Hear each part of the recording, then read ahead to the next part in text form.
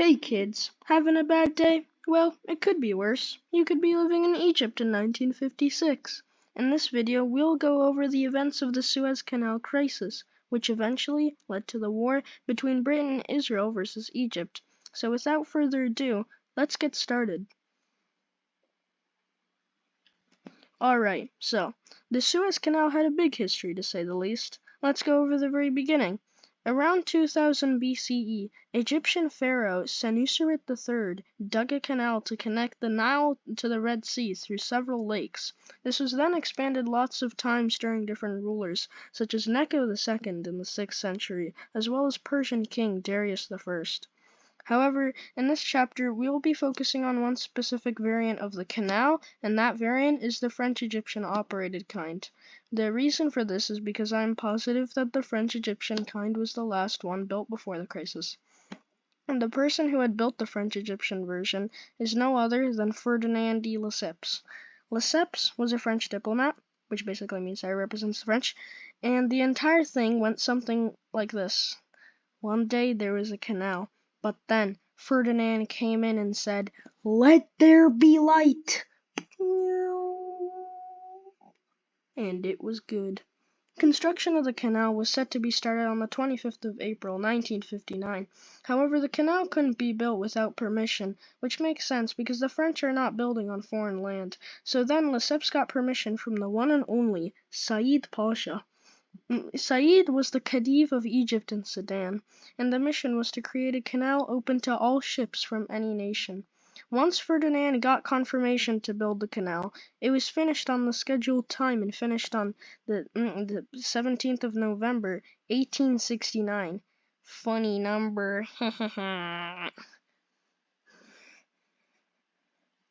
Have you ever heard of imperial subjugation? It's a fancy word for brutally killing everyone for the sake of colonization. That's the British, alright. Anyways, let's go over what caused the war to start. So, the Egyptian president at the time, Gamal Abdel Nasser, nationalized the Suez Canal. He did this because the revenue gained from the canal would have helped to fund a new dam project. This action, however, angered France and Britain, as well as Israel for some reason. I mean, I understand why the French got angry, because they're the one who built the most recent canal. The British has the right to get angry as well, as they were part of the organization, the project before nationalization. But why the hell did Israel get angry? Like, they had no part in this whatsoever. Now, U.S. President Dwight D. Eisenhower issued a strong warning to the British if they decide to, well, invade Egypt. The threat threatened severe financial damage by selling the American government's bonds of the pound sterling. And even after the threat, Britain still insisted in, well, taking over Egypt. Okay, now we are getting to the fun stuff. By the way, if you skipped the video to get to this part, I just want to let you know that I've covered a lot about a bunch of different interesting topics relating to the canal, and I think you, as the viewer, will be interested in them as well.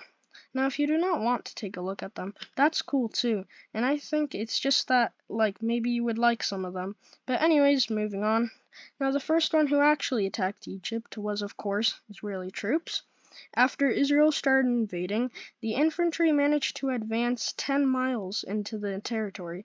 Now, why did Israel attack first? Well, here's a confirmed article written on this website called Office of the Historian. So let's check it out.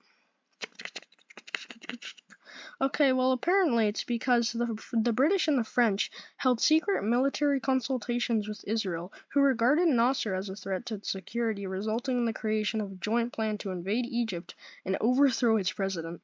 You can pause and read the other things in the article, but I'm only going to cover the highlighted part.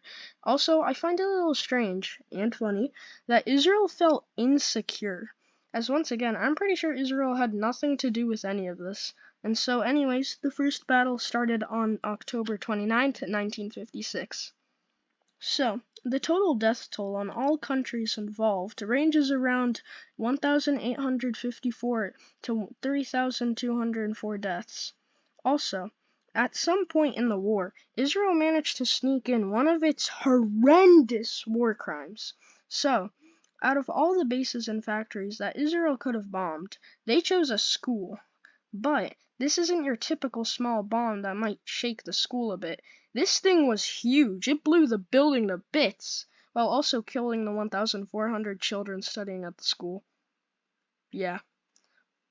So, when anyone tells you that Israel's bombing hospitals and houses because they thought they were for Hamas military or ordnance bases, to those people we say, eat crap and die, because they've been doing this since the very beginning. Screw you, Netanyahu. Anyways, yeah, that kind of wraps it up for this video. If you have any comments or concerns, just let me know. Also, when I find more interesting stuff on this topic, I might consider making a part 2. Otherwise, that does it. Till next time, I'm Amoeba, and thank you for watching.